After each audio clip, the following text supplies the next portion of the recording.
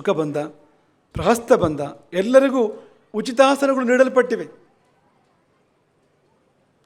ಸಭೆಯ ವಾತಾವರಣ ಹೇಗಿತ್ತು?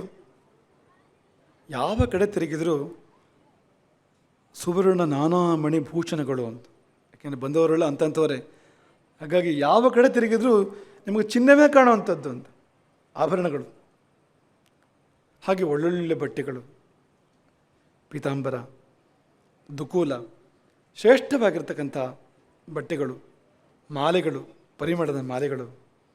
ಹಾಗೆ ಅವರು ಮೈಗೆ ಪೂಸಿಕೊಂಡಿರ್ತಕ್ಕಂಥ ಚಂದನ, ರಾಕ್ಷಸರು ಮೈಗೆ ಪೂಸಿಕೊಂಡಿರ್ತಕ್ಕಂಥ ಚಂದನ. ಅವರು ಕುಡಿಯುವುದು ರಕ್ತವಾದರೂ ತಿನ್ನುವುದು ಮಾಂಸವಾದರೂ ಮೇಲೆ ಹಚ್ಚಿಕೊಂಡಿದ್ದು ಚಂದನವೇ. ಹೀಗಾಗಿ ಆ ಸಭೆಯಲ್ಲಿ ಚಂದನದ ಪರಿಮಳ ಪಸರಿಸಿತು, ಹೂವುಗಳ ಪರಿಮಳ, ಚಂದನದ ಪರಿಮಳ ಪಸರಿಸಿತು. ಕಣ್ಣಿಗೆ ಎಲ್ಲೆಲ್ಲೂ ಸ್ವರ್ಣ, ರಜತ, ಸ್ಫಟಿಕಗಳೇ ರಾರಾಜಿಸಿದವು ಅಂತ ಸಭೆ. ತುಟಿಕ್ ಪಿಟಿಕ್ ಅನ್ನಲಿಲ್ಲಂತೆ ಯಾರೂ ಕೂಡ. ಇಡೀ ಸಭೆ ನಿಶ್ಶಬ್ದ. ನ ಚುಕ್ರುಷು, ಯಾರೂ ಬಬ್ಬೆ ಹಾಕಲಿಲ್ಲ, ಯಾರೂ ಕೂಕ್ಕೊಳ್ಳಿಲ್ಲ. ಅದೇನಪ್ಪ ವಿಶೇಷ ಅಂತಂದರೆ, ರಾಕ್ಷಸರು ಅವರು ಕೂಕ್ಕೊಳ್ಳಿಲ್ಲ ಅಂದರೆ ಭಾರಿ ದೊಡ್ಡ ವಿಷಯ ಅದು. ಬೊಬ್ಬೆಯೇ ಅವರ ಮಾತು. ಹಾಗಿದ್ದರೂ ಕೂಡ ಭಯವೇ ಭಕ್ತಿಯ ಮೂಲ ಅಂಥ ಒಂದು ವಾತಾವರಣದಲ್ಲಿರ್ತಕ್ಕಂಥದ್ದು. ರಾವಣ ಇದ್ದಾನಲ್ಲಿ. ಹಾಗಾಗಿ ಯಾರೂ ಬೊಬ್ಬೆ ಹಾಕಲಿಲ್ಲ. ಬೊಬ್ಬೆ ಹಾಕೋದಿರಲಿ, ಗಟ್ಟಿಯಾಗಿ ಮಾತಾಡಲೂ ಇಲ್ಲ. ನೈಮ ಜಜಲ್ಪ ರುಚ್ಚೈಹಿ, ಗಟ್ಟಿಯಾಗಿ ಮಾತಾಡಲೂ ಇಲ್ಲ. ನಾನೃತಮಾಹ ಕಶ್ಚಿತು, ಯಾರೂ ಸುಳ್ಳು ಹೇಳಲಿಲ್ವಂತೆ ಆ ಸಭೆಯಲ್ಲಿ. ಅಂದರೆ ಅವರೊಳಗೆ ಮಾತಾಡ್ಕೊಳ್ಳುವಾಗ ಕೂಡ ಸುಳ್ಳು ಹೇಳ್ಕೊಳ್ಳಿಲ್ವಂತೆ. ಯಾಕೆಂದರೆ ಯಾರಿಗೆ ಗೊತ್ತು ಎಷ್ಟೊತ್ತಿಗೆ ಏನಾಗ್ತದೋ ಅಂತ. ಸಂಪ್ರಶ್ನೋತ್ತರ ನೆಲಭ್ಯತೆ, ಪ್ರಶ್ನೆ ಉತ್ತರ ವಿಚಾರಣೆ ಏನೂ ಇಲ್ಲ, ಮೊದಲು ತಲೆದಂಡವೇ ಅಲ್ಲಿ. ಹಾಗಾಗಿ ಎಲ್ಲರೂ ಭಯದಲ್ಲಿ ಕೂತ್ಕೊಂಡಿದ್ದಾರೆ ರಾವಣನ ಸಭೆಯಲ್ಲಿ. ಮಹಾಸಮರ್ಥರು, ಮಹಾಪರಾಕ್ರಮಿಗಳು ಅವರೆಲ್ಲರೂ ಕೂಡ, ಗಟ್ಟಿಗರು, ಆದರೂ ಕೂಡ ಭಯದಲ್ಲಿ ಕೂತ್ಕೊಂಡಿದ್ದಾರೆ. ರಾವಣನ ಮುಖವನ್ನೇ ನೋಡ್ತಾ ಇದ್ದಾರೆ, ಅವನ ಕಣ್ಣನ್ನೇ ಬಾಯನ್ನೇ ನೋಡ್ತಾ ಇದ್ದಾರೆ. ಏನು ಹೇಳ್ತಾನೋ ಈಗ, ಇನ್ನು ಯಾವ ದೊಡ್ಡ ಗ್ರಹಚಾರ ಬರಲಿಕ್ಕಿದೆಯೋ ಎಂಬ ಹಾಗೆ. ಉಗ್ರವೀರ್ಯಾ ಭರ್ತು ಸರ್ವೇ ದದೃಶುಶ್ಚಾನನಂತೆ, ತಮ್ಮ ಒಡೆಯನ ಮುಖವನ್ನೇ ನೋಡ್ತಾ ಇದ್ದಾರೆ ರಾಕ್ಷಸರಲ್ಲೂ ಕೂಡ. ರಾವಣನ ಸಭೆಯೇ ಹೀಗಿದ್ದ ಮೇಲೆ ನಮ್ಮ ಸಭೆ ಹೇಗಿರಬೇಕು ಹೇಳಿ? ರಾಕ್ಷಸರ ಸಭೆಯೇ ಇಷ್ಟು ಶಿಸ್ತಿನಲ್ಲಿ ನಡೀತದಂತೆ, ಇನ್ನು ನಾವುಗಳು ಹೇಗಿರಬೇಕು ನೋಡಿ. ತ್ರೇತಾಯುಗದ ವಾತಾವರಣ, ತ್ರೇತಾಯುಗದ ಸಂದರ್ಭ ಇದು. ಆ ಒಂದು ಮಟ್ಟವನ್ನು ಮುಟ್ಲಿಕ್ಕೆ ಸಾಧ್ಯ ಇಲ್ಲ ನಮಗೆ ಅಂತ. ರಾವಣನ ಮಟ್ಟವೋ, ರಾವಣನ ವಾತಾವರಣ, ಅದನ್ನು ಕೂಡ ಮುಟ್ಲಿಕ್ಕೆ ಸಾಧ್ಯ ಇಲ್ಲದಿರ್ತಕ್ಕಂಥ ಸ್ಥಿತಿಯಲ್ಲಿ ನಾವಿದ್ದೇವೆ ಇವತ್ತು ಅಂತ. ಇತ್ತ ರಾವಣನು ಇಡೀ ಸಭೆಯನ್ನು ಒಮ್ಮೆ ಗಂಭೀರವಾಗಿ ಅವಲೋಕನ ಮಾಡ್ತಾನೆ. ಭಾಷಣ ಶುರು ಮಾಡ್ತಾನೇನೋ ಅಂತಂದರೆ ಇಲ್ವಂತೆ. ಪ್ರಹಸ್ತನನ್ನು ಕರೆದ. ಯಾರು ಪ್ರಹಸ್ತ? ರಾವಣನ ಸೇನಾಪತಿ, ಲಂಕೆಯ ಪ್ರಧಾನ ಸೇನಾಪತಿ ಪ್ರಹಸ್ತ. ಪ್ರಹಸ್ತನನ್ನು ಕರೆದ. ಯಾಕಪ್ಪ ಪ್ರಹಸ್ತನನ್ನು ಕರೆದಿದ್ದು ಅಂತ? ಸಭೆಗೂ ನಗರಕ್ಕೂ ಸರಿಯಾದ ರಕ್ಷಣೆಯನ್ನು ಒದಗಿಸಿದೆಯೇ ತಾನೇ? ಪ್ರಹಸ್ತನಲ್ಲಿ ರಾವಣನ ಪ್ರಶ್ನೆ. ಸೇನಾಪತೆ ಯಥಾ ತೇಸ್ಯು ಕೃತ ವಿದ್ಯಾ ಚತುರ್ವಿಧಾ ಯೋಧ ನಗರ ರಕ್ಷಾಯಾಮ್ ತಥಾ ವ್ಯಾಧಿಷ್ಟು ಮರ್ಹಸಿ. ಎಲೆ ಈ ಸೇನಾಪತಿಯೇ, ಚತುರಂಗ ಬಲವು ಲಂಕಾ ನಗರಿಯನ್ನು ಮತ್ತು ನಮ್ಮ ಈ ಸಭಾ ಮಂಟಪವನ್ನು ಕಾಯಲಿ. ಆ ರೀತಿಯಾಗಿ ವ್ಯವಸ್ಥೆಯನ್ನು ಮಾಡು, ಆದೇಶವನ್ನು ಮಾಡು. ಇದನ್ನು ಈ ಭಾಷೆಯಲ್ಲಿ ಹೇಳೋಣವಾ? ಯಾವ ಭಾಷೆಯಲ್ಲಿ? ಲಂಕೆಯನ್ನು ರಾವಣನು ಆಳುತ್ತಿದ್ದಾನೆ, ಹೌದಲ್ವಾ? ಈಗ ಸದ್ಯ ಲಂಕೆಯನ್ನು ರಾವಣನು ಆಳುತ್ತಿದ್ದಾನೆ, ಆದರೆ ರಾವಣನನ್ನು ಭಯವು ಆಳುತ್ತಿದೆ.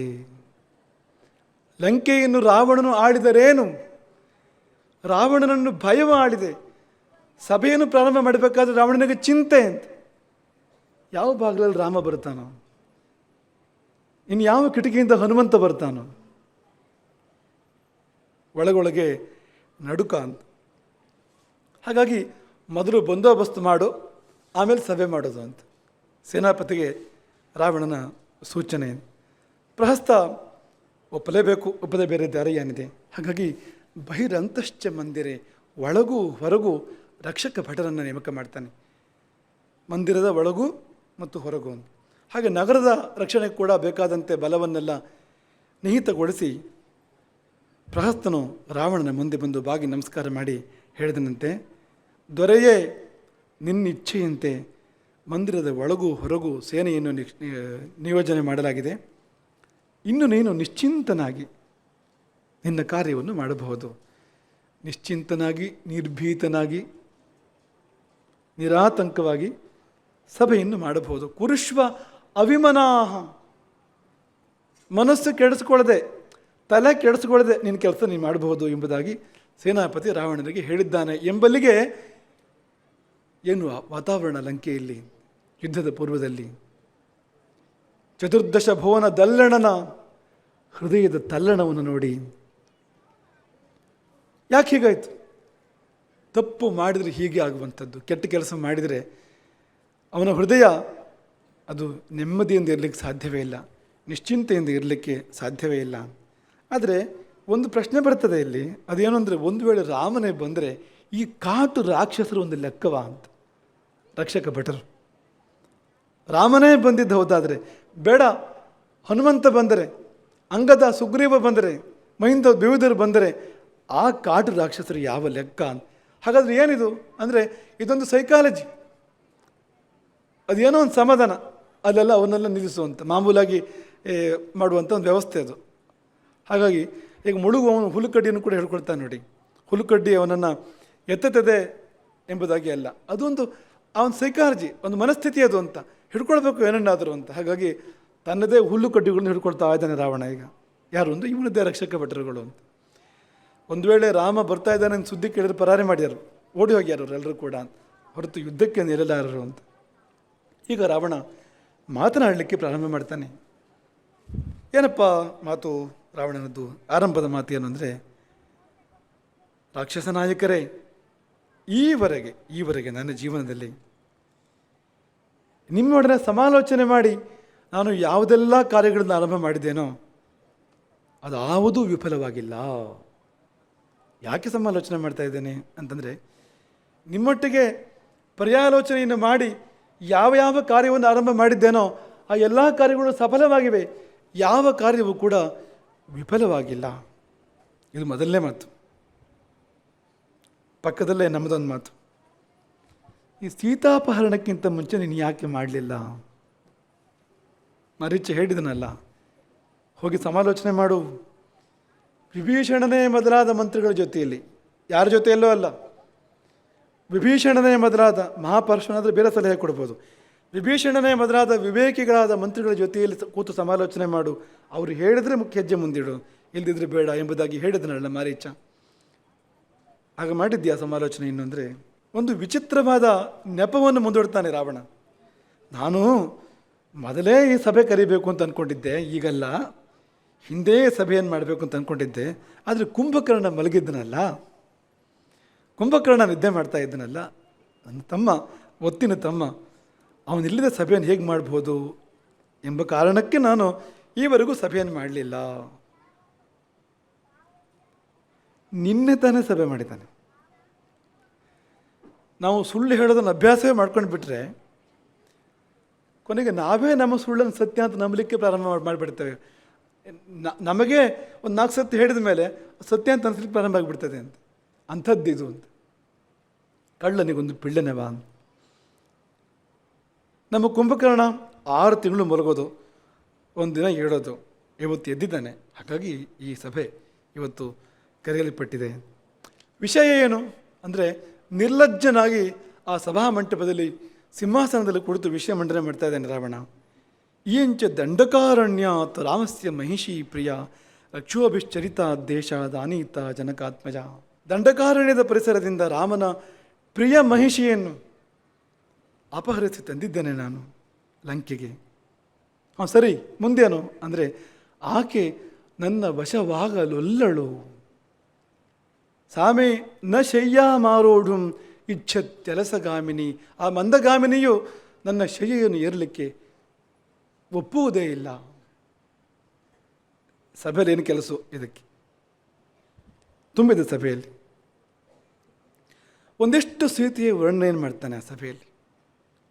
ಒಂದಿಷ್ಟು ಸೀತೆಯ ಒಂದು ಸೌಂದರ್ಯವನ್ನು ವರ್ಣನೆ ಮಾಡ್ತಾನೆ. ಮಾಡಿ ಕೊನೆಯಲ್ಲಿ ಹೇಳ್ತಾನೆ, 3 ಲೋಕದಲ್ಲಿ ಸೀತೆಗೆ ಸಮಾನವಾದ ಇನ್ನೊಬ್ಬ ಸುಂದರಿ ಇಲ್ಲ, ತ್ರಿಭುವನ ಸುಂದರಿ ಸೀತೆ ಎಂದರೆ. ಹೇಗೆ ಕಂಡಳು ನನ್ನ ಕಣ್ಣಿಗೆ ಅಂದರೆ ಪ್ರಜ್ವಲಿಸುವ ಯಜ್ಞೇಶ್ವರನ ಶಿಖೆಯಂತೆ, ಶರತ್ಕಾಲದ ಸೂರ್ಯನ ಪ್ರಭೆಯಂತೆ ನನ್ನ ಕಣ್ಣಿಗೆ ಹಾಗೆ ಕಂಡಳು. ಹಾಗಾಗಿ ನಾನು ಕಾಮನೆಗಳಿಗೆ ವಶನಾದೆ. ತೇಜಸ್ಸನ್ನು ಕಂಡು ಕಾಮವಶರಾಗುವಂಥದ್ದು ಸಂಸ್ಕಾರವಲ್ಲ. ತೇಜಸ್ಸನ್ನು ಕಂಡಾಗ ಒಳಗೆ ಧರ್ಮ ಜಾಗೃತವಾಗಬೇಕು ಹೊರತು ಕಾಮವಲ್ಲ. ಆದರೆ ಇವನ ಒಂದು ಪ್ರಲಾಪ ಹೇಗಿದೆ ಅಂದರೆ, ಹುತಾಗ್ನೇಯ ರರ್ಚಸ್ಸಂಕಾಶ, ಪ್ರಜ್ವಲಿಸುವ ಯಜ್ಞೇಶ್ವರನ ಶಿಖೆ ಸೂರ್ಯಪ್ರಭೆ ಎಂಬುದಾಗಿ ಹೇಳ್ತಾ ಪಕ್ಕಪಕ್ಕದಲ್ಲಿ ಕಾಮನೆಗಳಿಗೆ ವಶನಾದೆ. ಪರಿಣಾಮ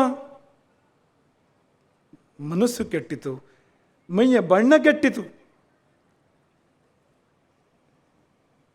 ನನ್ನ ಸ್ಥಿತಿ ಹೇಗಾಗಿದೆ ಅಂದರೆ ಕ್ರೋಧ, ಹರ್ಷ, ಶೋಕ, ಸಂತಾಪ. ಒಮ್ಮೆ ಸಿಟ್ಟು ಬರ್ತದೆ, ಒಮ್ಮೆ ಸಂತೋಷ ಆಗ್ತದೆ, ಒಮ್ಮೆ ಶೋಕ, ಒಮ್ಮೆ ಸಂತಾಪ, ಕ್ಷಣಚಿತ್ತ, ಕ್ಷಣಪಿತ್ತ, ಕ್ಷಣಚಿತ್ತ, ಕ್ಷಣಪಿತ್ತ. ಹೀಗೆ ನಾನು ಈ ಒಂದು ವರ್ಷವನ್ನು ಕಳೆದಿದ್ದೇನೆ. ಈ ಕಾಮವು ನನ್ನ ಬಣ್ಣವನ್ನೇ ಕೆಡಿಸಿದೆ. ದುರ್ವರ್ಣ ಕರಣೇನ ಚ ಕಾಮೇನ ಕಲುಷೀಕೃತ. ನಾನು ಕಲುಷಿತನಾಗಿದ್ದೇನೆ. ಅವನೇ ಹೇಳ್ಕೊಳ್ತಾ ಇರುವಂಥದ್ದು ರಾವಣನೇ. ಕೆಟ್ಟಿದೆ ನನ್ನ ಮನಸ್ಸು. ಆ ಸೀತೆಯಾದರೋ 1 ವರ್ಷದ ಅವಧಿಯನ್ನು ಕೇಳಿದಳು ನನ್ನಲ್ಲಿ. 1 ವರ್ಷ ಯಾಕಂತೆ ಅವಳಿಗೆ ಅಂದರೆ ಇವನೇ ಕಾರಣ ಕೊಡ್ತಾನೆ. ಅವಳಿಗೆ ರಾಮನ ಪ್ರತೀಕ್ಷೆ. ಪ್ರತೀಕ್ಷಮಾಣ ಭರ್ತಾರಂ ರಾಮಮಾಯತಲೋಚನ. ಆ ವಿಶಾಲ ನೇತ್ರೆಯು ತನ್ನ ಪ್ರಿಯ ಪತಿಯ ನಿರೀಕ್ಷೆಯಲ್ಲಿ 1 ವರ್ಷದ ಅವಧಿಯನ್ನು ಕೇಳಿದಳು ನನ್ನಲ್ಲಿ. ಇದು ಸತ್ಯ. ಯಾವುದು?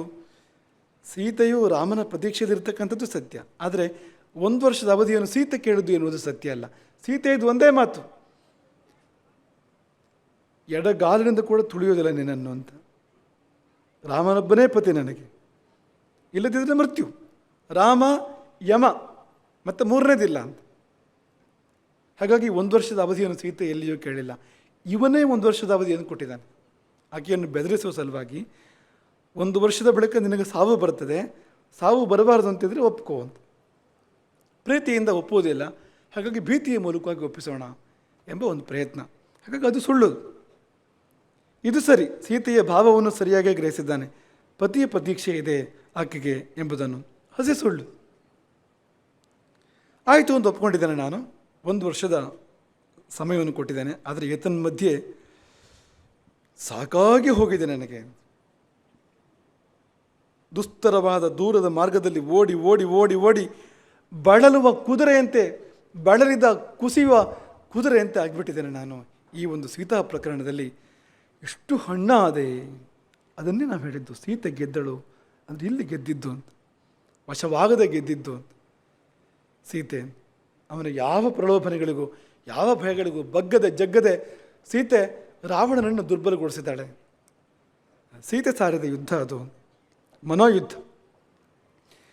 ಇದೆಲ್ಲವನ್ನು ಆ ರಾಜನಾದವನು, ರಾಕ್ಷಸ ಚಕ್ರವರ್ತಿ ಅಂತ ಅನ್ಸ್ಕೊಂಡು ಅವನು ತುಂಬಿದ ಸಭೆಯಲ್ಲಿ ಗಳಹುತ್ತಾ ಇದ್ದಾನೆ, ಪ್ರಲಾಪ ಮಾಡ್ತಾ ಇದ್ದಾನೆ. ಇದು ರಾಜಯೋಗ್ಯ ಅಲ್ಲ. ಯಾವುದೇ ಒಬ್ಬ ಒಂದು ಸ್ಥಾನದಲ್ಲಿ ಇರ್ತಕ್ಕಂಥವನು ರಾಜನೇ ಆಗಬೇಕು ಅಂತಿಲ್ಲ. ಸಭಾ ಮಧ್ಯದಲ್ಲಿ ಇಂಥ ಮಾತುಗಳನ್ನ ಆಡಬೇಕಾ ಅಂದರೆ ಅವನಿಗೆ ಸಂಕೋಚವೇ ಇಲ್ಲ. ನಭಯಂ ನಲಜ್ಜ ಅಂತ ಸ್ಥಿತಿ ಅದು ಅಂತ. ಹೀಗೆ ಒಂದು ಕಡೆ ಸೀತೆ ಚಿಂತೆ, ಇನ್ನೊಂದು ಕಡೆ ರಾಮನ ಚಿಂತೆ. ಶಬರಿ ಬಗ್ಗೆ ಆ ಪದ್ಯ ಇದೆ ನೋಡಿ, ಶಬರಿಯ ಪದ್ಯ. ಕಾದಿರುವಳು ಶಬರಿ ಬಂದಾನೋ ಬಾರಣೋವೋ. ಈ ರಾವಣನ ಪರಿಸ್ಥಿತಿ ಹಾಗೆ ಇದೆ. ರಾಮನು ಬಂದಾನೋ ಬಾರಣೋ, ಬಂದಾನೋ ಬಾರಣೋ. ಕಥಂ ಸಾಗರ ಮಕ್ಷೋಭ್ಯಂ ತರಿಷ್ಯಂತ್ಯ ಮನೋಕಸಃ. ಅನಂತ ವಿಶಾಲ ಅಪಾರ ಸಾಗರವನ್ನು ಹೇಗೆ ತಾನೇ ಕಪಿಗಳು ದಾಟಿ ಬಂದಾರು? ಒಮ್ಮೆ ಪ್ರಶ್ನೆ. ಅಲ್ಲೇ ಪಕ್ಕದಲ್ಲಿ ಇನ್ನೊಂದು ಕ್ಷಣದಲ್ಲಿ, ಅಥವಾ ಒಂದು ಕಪಿ ಇಷ್ಟೆಲ್ಲ ಮಾಡಿದೆ ಅಂದ ಮೇಲೆ ಅದೇ ಕಪಿಯ ಬಳಗ ಇದು ಬರ್ತಾ ಇರುವಂಥದ್ದು. ಅವನದ್ದೇ ಅಣ್ಣ, ತಮ್ಮ, ಸೋದರ, ಮಾವ, ಸ್ನೇಹಿತರು, ಅದೇ ಬಳಗ. ಅಥವಾ ಕಪಿನೈಕಿಯನ ಕೃತನ್ನ ಕದನ ಮಹತು. ಯಾವ ಹೊತ್ತದಲ್ಲಿ ಯಾವ ಹಾವಿದೆಯೋ, ಯಾವ ಸಾಮರ್ಥ್ಯ ಆ ವಾನರ ವೀರರಲ್ಲಿ ಅಡಗಿದೆಯೋ, ಏನು ಕಥೆಯೋ ಗೊತ್ತಿಲ್ಲ. ಹಾಗಾಗಿ ನೀವೆಲ್ಲ ಸೇರಿ ಆಲೋಚನೆ ಮಾಡಿ, ರಾಮ ಬಂದೇ ಬಿಡಬಹುದಾ? ಬರ್ತಾನ ರಾಮ? ಲಂಕೆಗೆ ಬರಬಹುದಾ? ಬರಲು ಸಾಧ್ಯವೇ ಎಂಬುದಾಗಿ ಹೇಳಿ ಮತ್ತೆ ಮಾನುಷಾನ್ಮೇ ಭಯಂ ನಾಸ್ತಿ, ನನಗೆ ಮನುಷ್ಯರ ಭಯ ಇಲ್ಲ, ಮನುಷ್ಯರು ನನಗೆ ಆಹಾರ, ಅವರ ಭಯವೆಲ್ಲಿಂದ ನನಗೆ? ಆದರೂ ಮುಂದಿನ ಶಬ್ದ, ಆದರೂ ವಿಮರ್ಶೆ ಮಾಡೋದು ಒಳ್ಳೆಯದು ಯಾವುದಕ್ಕೂ ನಾವು ಅಂತ. ಮಾನುಷಾನ್ಮೇ ಭಯಂ ನಾಸ್ತಿ, ರಾವಣನ ವಾಕ್ಯವನ್ನೇ ನಾವು ಹೇಳ್ತಾ ಇರುವಂಥದ್ದು, ಅವನ ಮನಸ್ಥಿತಿ ನಿಮಗೆ ಗೊತ್ತಾಗಲಿ ಅಂತ ಹೇಳ್ತಾ ಇರುವಂಥದ್ದು. ಇದು ಒಂದೇ ವಾಕ್ಯ, ಈ ಒಂದೇ ಒಂದು ಶ್ಲೋಕದ ಒಂದು ಅರ್ಧ ಭಾಗ ಇದು. ಮಾನುಷಾನ್ಮೇ ಭಯಂ ನಾಸ್ತಿ ತಥಾಪಿತ ವಿಮರ್ಶ್ಯತಾಂ, ಆದರೂ ಕೂಡ ವಿಮರ್ಶೆ, ಮತ್ತ್ಯಾಕೆ ವಿಮರ್ಶೆ ಮಾಡಬೇಕು? ಭಯವೇ ಇಲ್ಲದಿದ್ದರೆ ಅಂದರೆ ಇದೆ ಅಂತಲೇ ಅರ್ಥ ಅದಕ್ಕೆ ಅಂತ. ಸಂಶಯದ ಭೂತವು ಹೊಕ್ಕಿರಿದಿದೆ ರಾವಣನನ್ನು ಎಂಬುದೇ ಸತ್ಯ ಅಂತ. ಸಭೆ ಏನು ನಿರ್ಣಯ ಮಾಡಬೇಕು ಅಂತ ಈಗಲೇ ಹೇಳ್ತಾ ಇದ್ದಾನೆ ರಾವಣ. ನಿನ್ನೆ ಒಂದು ಅನುಭವ ಇದೆಯಲ್ಲ, ವಿಭೀಷಣ ಸಭೆಯನ್ನು ಬೇರೆ ಕಡೆ ತಗೊಂಡೋಗಿರುವಂಥದ್ದು, ಅಂದರೆ ಸರಿಯಾದ ಕಡೆಗೆ ತಗೊಂಡೋಗಿದ್ದು, ಇವನಿಗೆ ಬೇಕಾದ ಕಡೆ ಅಲ್ಲ ಅದು. ಹಾಗಾಗಿ ನೀವೆಲ್ಲ ಸೇರಿ, ನಾವೆಲ್ಲ ಸೇರಿ ಮಂತ್ರಾಲೋಚನೆ ಮಾಡಬೇಕು, ಮಾಡಿ ತೀರ್ಮಾನಕ್ಕೆ ಬರಬೇಕು. ತೀರ್ಮಾನ ಹೇಗಿರಬೇಕು ಅಂದರೆ, ಅದೇ ಯಾಚ ಯಥಾ ಸೀತಾ, ಸೀತೆಯನ್ನು ಮರಳಿ ಕೊಡಬಾರದು. ಮತ್ತು ಯಾಕೆ ಸಲಹೆ ಕೇಳಬೇಕು ಏನು? ಸೀತೆಯನ್ನು ಮರಳಿ ಕೊಡದಂತೆ ರಾಮ ಲಕ್ಷ್ಮಣ ಸುಗ್ರೀವರೇ ಮೊದಲಾಗಿರ್ತಕ್ಕಂಥ ಶತ್ರುಗಳನ್ನೆಲ್ಲರನ್ನೂ ಕೂಡ ವಧಿಸುವಂತೆ, ಅದಕ್ಕೆ ತಕ್ಕಂತೆ ಒಳ್ಳೆಯ ಮಂತ್ರಾಲೋಚನೆಯನ್ನು ನಾವೆಲ್ಲರೂ ಕೂಡ ಮಾಡಬೇಕು. ಇದಕ್ಕೆ ತಕ್ಕಂತೆ ನೀತಿಯನ್ನು ಹೇಳಬೇಕು. ಅಂದರೆ ಹಾಕ್ಕೊಟ್ಬಿಟ್ಟಿದ್ದಾನೆ ಅವನೇ, ಹೀಗೇ ಚಿಂತನೆ ಹೋಗಬೇಕು, ಹೀಗೇ ಮಾಡಬೇಕು, ಸಭೆಯನ್ನು ಇದೇ ನಿರ್ಣಯಕ್ಕೆ ಬರಬೇಕು ಎಂಬುದಾಗಿ ಮೊದಲ ತೀರ್ಮಾನ. ಏತನ್ ಮಧ್ಯೆ ಕುಂಭಕರ್ಣ ಎದ್ದು ನಿಂತ್ಕೊಂಡಂತೆ. ರಾವಣನ ಮಾತು ಮುಕ್ತಾಯವಾಗ್ತಾ ಇದೆ, ಪೂರ್ತಿ ಮುಕ್ತಾಯವಾಗಲಿಕ್ಕೂ ಅವನು ಸಮಾಧಾನ ಇಲ್ಲ ಅವನಿಗೆ. ಕುಂಭಕರ್ಣ ಅವನು ಕೂತ್ಕೊಂಡ್ರೂ ಸಾಕಿತ್ತು, ಕಾಣ್ತಿತ್ತು. ಯುದ್ಧ ಸಂದರ್ಭದಲ್ಲಿ ವರ್ಣನೆ ಇದೆ, ನಗರದ ಒಳಗೆ ಎದ್ದು ನಿಂತ್ಕೊಂಡಂತೆ, ರಸ್ತೆಯಲ್ಲಿ ಹೋಗ್ತಾ ಇದ್ದಂತೆ, ರಾಜಮಾರ್ಗದಲ್ಲಿ ಹೋಗ್ತಾ ಇದ್ದಂತೆ ಕುಂಭಕರ್ಣ, ಕೋಟೆಯ ಹೊರಗೆ ಕಪಿಗಳಿಗೆ ಕಾಣಿಸ್ತದೆ ಅಂತ. ಆಮೇಲೆ ಕೋಟೆಯ ಬಾಗಿಲಿಂದ ಹೊರಗಡೆ ಹೋಗ್ಲಿಕ್ಕೆ ಸಾಧ್ಯ ಆಗದೆ ಅನಿವಾರ್ಯವಾಗಿ ಕೋಟೆಯನ್ನು ದಾಟಿಕೊಂಡು, ಮಡಕಲಿಗೆ ಬರ್ತದೆ ಕೋಟೆ, ಇದು ದಾಟಿಕೊಂಡು ಹೊರಗೆ ಬಂದ ಅಂತ. ಯುದ್ಧದ ರೂಪ ಅದು. ಇದು ಆ ರೂಪ ಅಲ್ಲ, ಆದರೆ ಸಣ್ಣ ರೂಪ ಅಂತೂ ಅಲ್ಲವೇ ಅಲ್ಲ ಅದು. ಯಾಕೆಂದರೆ ಆಗಿನ ಕಾಲದ ಒಂದು ಆ ಜನಗಳ ಶಕ್ತಿ ಪ್ರಭಾವಗಳ ಬಗ್ಗೆ ರಾಮಾಯಣದಲ್ಲಿ ಉಲ್ಲೇಖಗಳಿದೆ. ಅಥಾನ್ಯದ್ವಪುರ ಆಸ್ಥಾಯ ಅಂತ, ಇನ್ನೊಂದು ಶರೀರವನ್ನು ಸ್ವೀಕಾರ ಮಾಡಿ ಹೊರಟ ಯುದ್ಧಕ್ಕೆ ಹೋಗುವಾಗ ಕುಂಭಕರ್ಣ. ಆ ಶರೀರ ಹೇಗಿತ್ತು ಅಂದರೆ ಅದೇ ಧನುಷ್ಯತ ಪರಿಣಾಹಂ ಷಟ್ಶತ ಸಮೋಚ್ಛತಂ, 600 ಧನುಸ್ಸುಗಳ ಎತ್ತರ, ಅಂದರೆ 2400 ಮೊಳಗಳ ಎತ್ತರ. ಅದು ಒಂದು 100 ಮೊಳದ ಸೊಂಟದ ಸುತ್ತಳತೆ. ಅಂಗಿ ಹೊಲಿಸಲಿಕ್ಕೆ ಬಹಳ ಕಷ್ಟ ಇದೆ ಅದಕ್ಕೆ. ಈ ಕುಂಭಕರ್ಣ ಅವನು ದಡ್ಡನೋ ಬುದ್ಧಿವಂತನೋ ವಿಧೇಯನೋ ಅವಿಧೇಯನೋ ಒಂದೂ ಅರ್ಥವಾಗದು. ಒಮ್ಮೊಮ್ಮೆ ಮಹಾಪ್ರಾಜ್ಞ, ಒಮ್ಮೊಮ್ಮೆ ದೊಡ್ಡ ಹಂಡೆ, ಬೇರೆ ಏನೂ ಅಲ್ಲ ಅಂತ.